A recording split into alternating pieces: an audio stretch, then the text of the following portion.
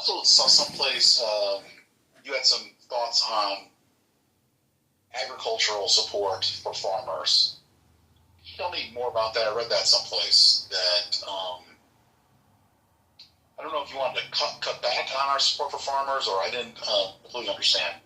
So when I was in Bloomington gathering signatures, a young girl who signed my petition, she said she works with 45,000 soybean farmers. I don't know if it's all in Illinois, but it could be regional. But it's a huge employment factor, a huge economic factor. I think supporting farmers and agriculture is necessary, but you could also do that through tariffs. But we are $37 trillion in debt, in funded debt, and $100 trillion in unfunded debt liabilities. To continue to subsidize farmers at scale without reducing at least 5%, I think is unethical, unfair. And, I don't go to work 5 days a week. You don't go to work 5 days a week to subsidize farmers. They go to work to earn a profit. If they can't earn a profit, a lot of the problem is probably the government.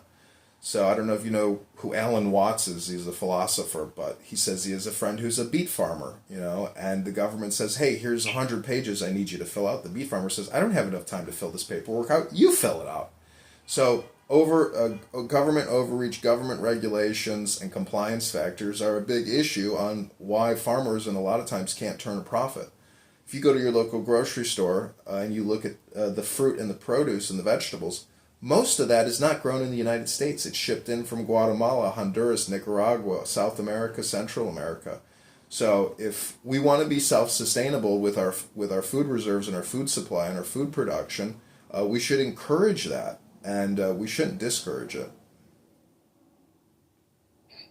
And if that means subsidies, that's okay. But I'm just saying that we have to be pragmatic and practical about our spending and set priorities. I would say that food is definitely a priority. So if we were to optimize our spend, I would definitely keep a focus on farmers and possible subsidies, or possibly not just subsidies, but encouragement to grow, not subsidies not to grow. I think that could also be a major factor that a lot of farmers are getting away with, which is they're being paid not to grow as opposed to grow.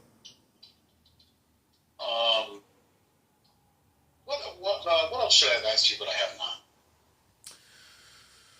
not? I really think, the Balanced Budget Act is something that should be thoroughly explored and understood by all constituents in the 16th District, that every year the government is borrowing $15,000 for you that you're not voting for. These college students that I met with in Bloomington this weekend, hold on one sec.